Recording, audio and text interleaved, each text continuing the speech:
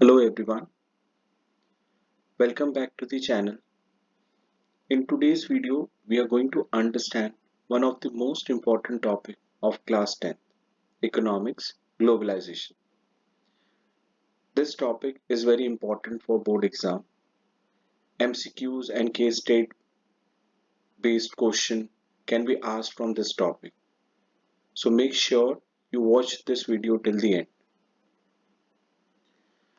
Now, as per your CBSE curriculum, you all have seen that globalization, the complete lesson is not been subjected for your board examination.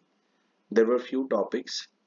So from that topic, I took some of the important topic where the chances of coming questions from this topic is more as compared to the other one. So let's move on. You all can see the topic globalization. Now let us see what exactly globalization tells to us. So meaning of globalization. Now you all have to remember that what does it mean?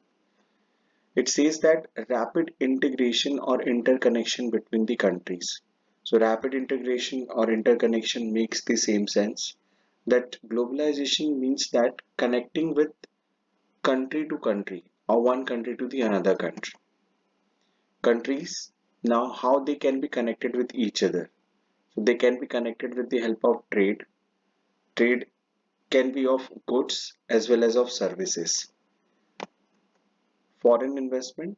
So even the foreign investment can also be a way where the rapid integration or interconnection between the countries can be taken place. Technology is also the way how globalization can take place. Market and productions are linked globally. So everyone knows about it that if you talk about market and the production activities, they all are linked globally. So a company whose manufacturing is taken place in one of the other nation, the product has been sold in another nation. So maybe it possible you have number of examples of product which you all are utilizing right now. The manufacturing of those product is not there in India. They are being made in somewhere outside the India, but we all are able to access those product. So this is the way how the market has been interlinked or interconnected with each other with the different parts of the world. Now from this slide, the most important word which we have to focus, that is integration of countries. So in short, globalization means that integration of countries. Then now the second topic which comes related to the globalization. So making successful or globalization is implemented or happening within the part of the world because of MNCs. So MNCs means what? MNCs are there the multinational companies, and MNCs operate in more than one country. So they are not in a company which is located at a particular place or at a particular state or in a particular country. There will be possibilities of having their production unit in a different parts of the world. And with the help of that only, they will be able to connect with the different countries. So how they have been connecting with the different countries? So they invest. So they have been investing in the different places of our world, and their investment is based on certain things such as labor is cheap. So wherever they want to set up their production unit, they try to see that the labor is cheaper. The cost of labor should be reasonable for them. And why is it so? So that they can make the cost of production as much as low, so that maximum production with a cheaper cost will enhance their source of income. The next point is control a large share of foreign trade. So everyone knows about it. The maximum foreign trading activities are taken place by multinational companies.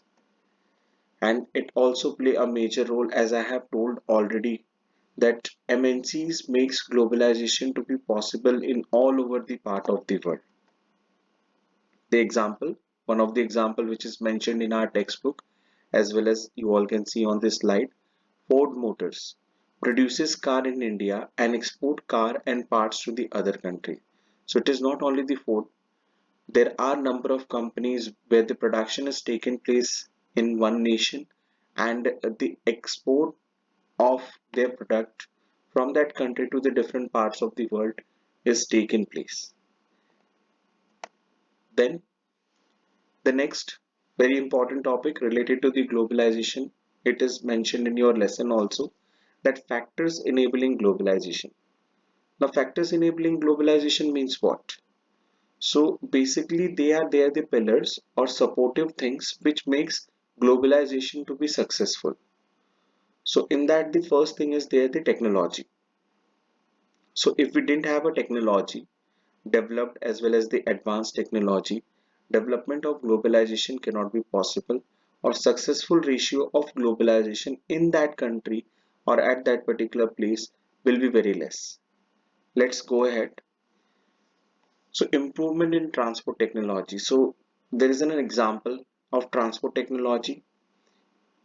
As we have the fastest mode of transport with us, the faster and a cheaper movement of goods can be taken place. So for example, if I want to send one product from India to USA, so it will be there the airways which makes the fastest mode of transport. And that is an example of technology we can say, which makes my good to transport from India to USA as soon as possible. Then, now if you want the technology to work in a better way, so you have to see that your information and communication technology to be strong. Now, what does that information and communication technology involves? It involves internet, computer, mobile phones. So when I'll talk about internet, computer and mobile phones, we have number of case study in our lesson where a company situated in one of the world or in one of the corner of the world, and its product is been manufactured in one of the nation. The distribution of that product is taken place in all over the part of the world. Now, this connectivity with one corner of the world to the another corner of world is taken place because of internet, because of computer, because of mobile phone. So it is a part of information communication technology which makes the globalization to be a little supportive and much more successful in different parts of the world. And of course, with the help of this, we will able to communicate quite easier with the different parts of the world. So now if I want to go for a trading activity, and if my client is situated in the part of Europe, USA, Russia, so I don't have to go over there. Within a simple text, within a simple call, I can ask him or her for the order or the consignment, and those things can be done within a few seconds itself. So this is happen or this is possible because of all this mode of information and communication technology. Examples, as we all are knowing about it, emails and video call and international business communication. So they are there the set of example. You all are knowing about your own examples. Then the another factor which makes the globalization to be successful is liberalization. So liberal word means that to becoming reasonable or removing barriers. So let's see what exactly it is. So trade barrier, it means that those barriers which are kept on the import of goods and services. So trade barrier is something where taxes or restrictions of a different sort of paperwork will be kept so that the other countries goods should not come in our nation. Example can be given. Recently you all can see that USA, they made a number of trade barrier which does not allow number of country to trade in their nation. So that comes under a heading of trade barrier. And why is it so? Because somewhere that country don't want the goods of different country to be there in their market. So this is called as a trade barrier. Now, why is it that trade barrier has been kept? So it has been kept so that the domestic industries, it means that the industries which is there within the part of their nation can be protected. Because if an outsider will come in their market, so definitely the cost of goods maybe can be reasonable, maybe can be a better in the quality. So it will lead a loss for the domestic industries, which will make problematic situation for the country's economic also. So because of that reason, they utilizes the trade barriers over there. But after 1991, we can take as an R example. Before 1991, there were number of trade barriers which was kept on the goods and services, which are coming from the outside of our India. We removed those trade barriers. So in 1991, we accepted the concept of liberalization, where foreign companies were allowed to invest in India. So we have opened the door for the foreign investor to come in our country and to start investing in our country. Now the example of liberalization, why is it important and where it can be used? So example can be given on taxes of Chinese toys. So we used to place a number of trade barriers or restrictions on Chinese toys because we don't want those toys to be there in our Indian market. And because of that, those trade barrier, the cost of the Chinese toys will be higher, and due to that, the lesser demand for those toys will be there, and at the same time, the Indian toys producers, those who are there, they will going to get a weightage. So from this slide, what I come to know, that liberalization is a term which tells us about removal of trade barrier. So why is it important to remove a trade barrier? Because we want that trading should take place in a liberal way. And before 1991, they have given us, before 1991, there were number of restrictions were kept on the goods and services which were coming outside the India. But after 1991, for the development of our country and for improving the quality of goods and services, we removed those barriers. And due to that, the number of foreign companies started investing in our country. And because of that reason, the globalization ka successful rate in our country is more.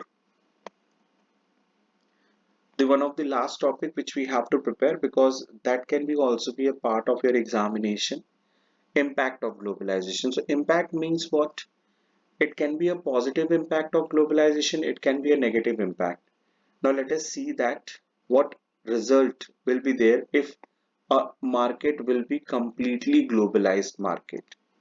So of course there will be increase in foreign trade. So we'll be able to see that the foreign trading activities will be more if a globalization will be there in a country. Increase in foreign investment. So of course, as we are talking about, the foreign countries will come and they will invest. So the investment amount will definitely will increase. So this has also been a second impact of globalization. Integration of production and market. So we will come to know that where the production can be done in a cheaper cost, as well as we'll be able to identify different markets in the different parts of the world. So this has also been a benefit of globalization. Better availability of goods, of course. So if I want to purchase a mobile phone, and if I'll be moving in an Indian market or any of the market of India, I'll be try to see that the cost of the goods or the mobile should be cheaper, it should be reasonable with a better quality. So this thing has been happening in my nation because of the globalization. It is providing a better availability of goods. And one of the important thing, India become part of the global economic after 1991.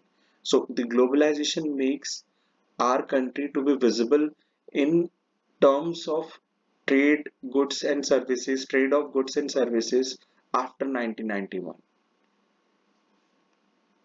So this makes some of the important topic related to the globalization which I have completed in this video. To concluding, globalization has connected countries through trade, investment, and technology, making the world more economically integrated. And as I have told you that this topic is very important for the exam, so revise it carefully. Now, before we'll end up this topic, I just want to give you certain guidelines that if you find out this video to be helpful for you, like the video, share it with your friend, subscribe to the channel for more easy economic explanation. And if you find out that any other topic to be discussed with the help of this video or from my side, drop a text in the comment box so that I'll be preparing the topic as per your convenience. See you in the next video. Thank you and happy learning, everyone.